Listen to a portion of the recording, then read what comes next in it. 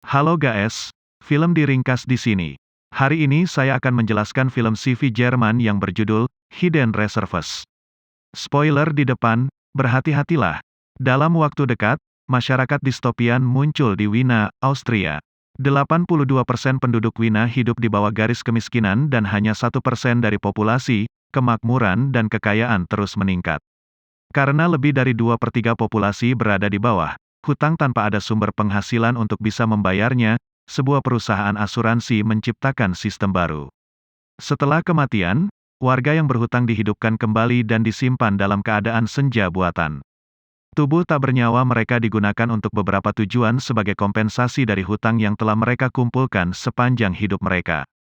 Sumber daya mental dan fisik mayat digunakan untuk tujuan seperti menyimpan suku cadang tubuh manusia atau menggunakan otak mereka untuk menyimpan informasi. Mayat kebanyakan wanita muda, sering digunakan sebagai mesin bersalin. Hanya orang yang memiliki asuransi kematian yang dapat menghindari nasib ini. Namun, asuransi itu sangat mahal, sehingga hanya beberapa orang kaya yang mampu membelinya. Protagonis film ini adalah seorang pria bernama Vincent Baumann. Dia adalah agen asuransi di bidang penjualan asuransi kematian.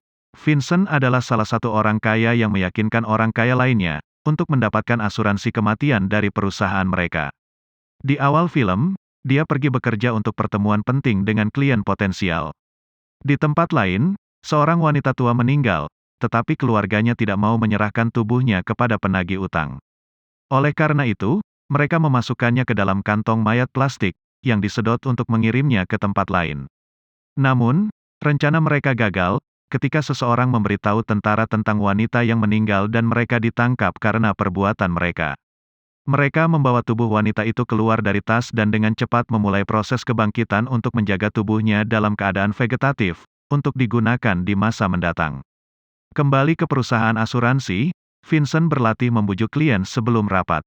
Dia berencana untuk menunjukkan kepada klien video seorang wanita yang direkrut, di samping video pemakaman normal yang akan diberikan kepada orang-orang dengan asuransi kematian. Menurutnya, perbandingan berdampingan pasti akan memberinya kesepakatan. Di tempat lain, seorang gadis bernama Lisa Sokuloa memakai wig pirang dan menyamar sebagai orang lain. Dia adalah seorang aktivis yang menentang sistem penagihan utang saat ini bersama dengan rekan-rekan aktivisnya yang telah membentuk kelompok yang disebut masyarakat paralel. Tujuan utama mereka adalah untuk mematikan kamp-kamp pendukung kehidupan, di mana mayat-mayat yang dicadangkan disimpan dengan serangan. Tapi mereka masih memiliki jalan panjang untuk mencapai tujuan mereka. Pria yang ditangkap kemarin karena mencoba melakukan pemakaman wanita tua itu juga anggota kelompok mereka. Lisa dan rekannya Frey mendiskusikan cara untuk mengeluarkan mereka dari penjara sehingga mereka tidak memberitahu polisi tentang organisasi mereka. Frey mengklaim bahwa tidak ada cara untuk mengambilnya kembali tanpa ide yang benar yang tidak mereka miliki. Tetapi Lisa memiliki koneksi yang dapat dia ajak bicara dan mengatur ide dalam sehari. Pada malam hari, dia pergi ke pesta untuk menemui sumbernya bernama Philip yang memberinya kartu identitas tingkat 2. Philip juga seorang pekerja penjualan asuransi yang menjual informasi rahasia demi uang. Lisa menuntut kartu level 3, karena misi mengharuskan mereka untuk mendapatkan akses ke kantor rahasia. Philip awalnya ragu, tetapi setuju untuk mendapatkan kartu itu dalam 2 hari. Vincent memiliki cara unik untuk membujuk klien potensial. Dia meneliti setiap aspek kehidupan mereka sebelum pertemuan dan menggunakannya untuk meyakinkan klien. Kali ini, dia telah menghafal lagu favorit seorang wanita tua dan ketakutannya. Dia saat ini berdansa dengannya di lagu tersebut sambil memberitahu dia tentang kemungkinan risiko jika dia tidak mendapatkan asuransi kematian. Rencananya berhasil dan dia menyelesaikan kesepakatan. Dia bertemu rekannya Dietrich keesokan harinya di tempat kerja. Wanita tua itu sebenarnya adalah klien Dietrich yang tidak bisa dia bujuk. Dia meminta Vincent untuk mengambil lagi salah satu kliennya, Vladimir Sokolov, karena dia tidak mungkin dibujuk. Vladimir Sokolov adalah ayah kaya Lisa. Sementara itu, Lisa dan komunitas paralel berusaha mencari cara untuk menyerang bangsal geriatri, tempat semua orang mati disimpan. Mereka berencana untuk menghancurkannya dan membiarkan mayat yang dihidupkan kembali mati dengan tenang. Bos Vincent Dianadon dan Dewan Perusahaan mewawancarainya untuk mendapatkan promosi potensial. Dia diminta untuk membuat ayah Lisa, Vladimir, mendapatkan asuransi kematian jika dia ingin dipromosikan. Ketika dia kembali bekerja keesokan paginya, dia melihat bahwa temannya Dietrich telah digantikan dengan Philip. Karena Dietrich tidak dapat menghasilkan sebagian besar penjualan, itu tidak mengejutkan Vincent. Di klub, Lisa dan Frey menunggu Philip datang dengan kartu identitas tetapi dia tidak pernah melakukannya. Dia pergi untuk memeriksa rumahnya tetapi ternyata setelah Philip dipromosikan, apartemen lamanya pergi ke Dietrich dan istrinya. Lisa dan Frey percaya bahwa Philip mungkin telah menjualnya ke perusahaan asuransi. Lisa lega karena dia tidak memberitahu Philip tentang rencana mereka untuk menyerang bangsal geriatri. Dia melihat Dietrich meninggalkan rumahnya dan mengikutinya ke pasar. Dia pergi ke kantor perusahaan asuransi dan mentransfer asuransi kematiannya kepada anaknya yang belum lahir. Setelah itu, dia berjalan ke jembatan dan bunuh diri. Dia telah terganggu oleh penurunan pangkat di tempat kerja dan tidak dapat menangani tekanan lagi. Lisa sangat terkejut dengan apa yang dia saksikan. Setelah kematiannya, kasus ayah Lisa dipindahkan ke Vincent. Karena dia adalah klien yang sangat penting, jika Vincent tidak berhasil membuat kesepakatan, dia akan diturunkan menjadi perwakilan lapangan. Vincent menerima tantangan dan mengumpulkan semua informasi tentang Vladimir. Secara alami, dia juga harus belajar tentang Lisa untuk mendapatkan informasi ayahnya dengan baik. Dia pergi menemui Vladimir sesuai dengan janji mereka dan kebetulan bertemu Lisa di jalan. Keduanya berbagi percakapan singkat sebelum dia pergi. Vincent tahu bahwa dia harus berusaha keras untuk membujuk Vladimir. Dia telah mengetahui bahwa Vladimir mengalihkan asuransinya ke Lisa yang tidak diketahuinya. Dan karena dia sangat menentang asuransi kematian, dia pasti akan memberikannya kepada orang lain jika dia tahu. Vincent memeras Vladimir menggunakan informasi ini. Tapi pria itu tidak bergeming. Karena itu Vincent kehilangan posisinya saat ini dalam pekerjaan itu. Diana mengangkatnya sebagai perwakilan lapangan, dengan tujuan utamanya menangkap para aktivis yang menentang perusahaan asuransi. Dia juga menempatkannya pada Lisa, sehingga dia dapat membujuk ayahnya untuk mengambil polis asuransi kematian. Apartemen Vincent saat ini diambil dan dia harus pindah ke distrik satelit dan kontainer yang mengelilingi Wina. Kamar barunya kecil dan berdebu, sesuatu yang tidak biasa dia lakukan. Setelah meneliti kehidupan Lisa, dia menemukannya bernyanyi di sebuah pub dan pergi menemuinya. Mereka mengobrol sebentar, setelah itu Lisa kembali ke ruang ganti. Yang mengejutkannya, salah satu temannya yang telah ditangkap, Chris, telah melarikan diri dan kembali kepada mereka. Dia terluka parah dan tidak akan bertahan hidup tanpa bantuan medis yang tepat. Keesokan harinya, Vincent kembali ke klub, mengatakan bahwa dia ingin mendengarnya bernyanyi lagi. Frey mengatakan bahwa Vincent adalah satu-satunya kesempatan mereka untuk mendapatkan identifikasi level 3 sehingga Lisa harus berteman dengannya untuk mendapatkannya. Kemudian, Lisa mengikutinya ke apartemennya.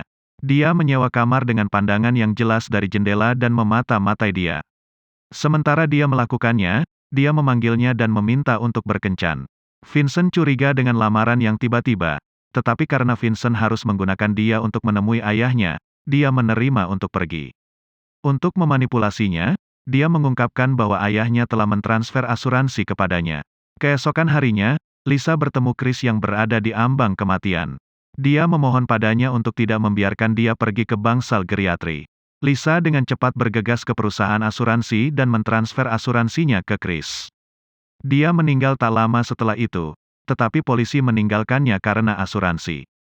Keesokan harinya di tempat kerja, Vincent diberitahu bahwa ayah Lisa, Vladimir, telah mengalami kecelakaan dan terluka parah. Jelas baginya bahwa kecelakaan itu adalah rencana perusahaan untuk mengambil alih kekayaan Vladimir. Tapi dia tidak punya dasar untuk membuktikan klaim itu. Dia dengan cepat pergi menemui Lisa yang hancur karena kecelakaan ayahnya. Dia menjelaskan bahwa dia bukan orang di baliknya tapi dia tidak percaya padanya. Dia bahkan tidak bisa melihat ayahnya, karena tanpa asuransi, tubuhnya menjadi milik perusahaan.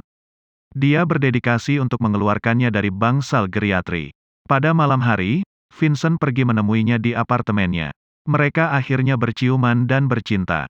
Tetapi ketika dia tertidur, Lisa memindai pergelangan tangannya dan mencuri identifikasi tingkat ketiganya. Moto utamanya untuk menghabiskan malam bersamanya adalah menggunakannya untuk pergi ke bangsal dan membebaskan ayahnya. Keesokan harinya, perusahaan dan Vincent mengetahui bahwa dia berhasil mengeluarkannya dari bangsal geriatri. Diana menyalahkannya karena ceroboh tetapi Vincent telah memasang pelacak di sepeda Lisa. Menggunakannya, polisi menemukan ayahnya dan membawanya kembali ke bangsal geriatri. Lisa mencoba menyelamatkannya tetapi Vincent menghentikannya, mengklaim bahwa mereka akan menangkapnya jika dia ikut campur. Keesokan harinya, dia pergi ke pub lagi. Lisa tidak bisa menahan air mata setelah melihatnya. Dia mengatakan bahwa perusahaan asuransi menggunakan dia untuk mendapatkannya dan bahwa dia tidak memiliki hubungan dengan kecelakaan ayahnya. Dia tidak lagi ingin membantu perusahaan dan sekarang berada di sisinya. Dia membawanya ke kamp pendukung kehidupan di mana mereka melihat mayat orang dibawa ke dalam bangsal geriatri. Vincent memperhatikan bahwa salah satu mayat adalah milik Dietrich.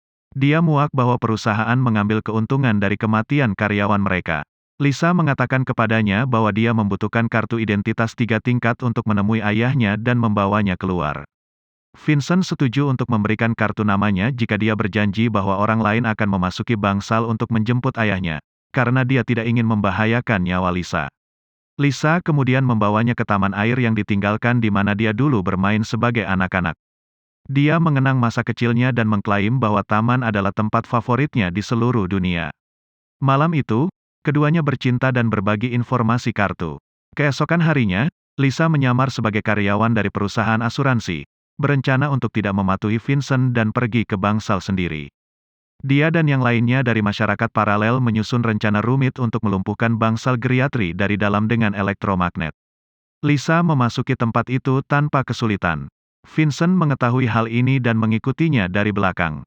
Semuanya berjalan sesuai rencana tetapi ketika Lisa akan menyerang, Philip tiba-tiba menghentikannya. Ternyata tugasnya sejak awal adalah mencari tahu tentang rencana masyarakat paralel dan menghentikannya. Di luar, Frey juga ditangkap. Lisa dibawa ke ayahnya ketika Vincent tiba-tiba menyerang penjaga dalam upaya untuk membantunya. Namun, sebelum dia bisa melarikan diri, dia ditembak oleh Phillips. Dia terlatih-tatih menuju Vincent yang terkejut dan meninggal di depan matanya. Phillips mengangkat senjatanya untuk menembaknya juga, tapi berhenti. Ketika Vincent membuka matanya lagi, Diana ada di depannya. Dia mengatakan bahwa tanpa sadar Vincent membantu mereka dengan pekerjaan itu. Jadi dia dipromosikan lagi dan diizinkan untuk pindah dari kota satelit. Dia kemudian bangkit dan menyelinap ke bangsal geriatri untuk mencari Lisa. Dia menemukannya dengan ibu pengganti, di mana dia secara artifisial tetap hidup untuk dihamili nanti. Dia mengendurkan tabung penopang hidupnya dan membawanya keluar dari bangsal. Diana melihat ini tetapi tidak menghentikannya.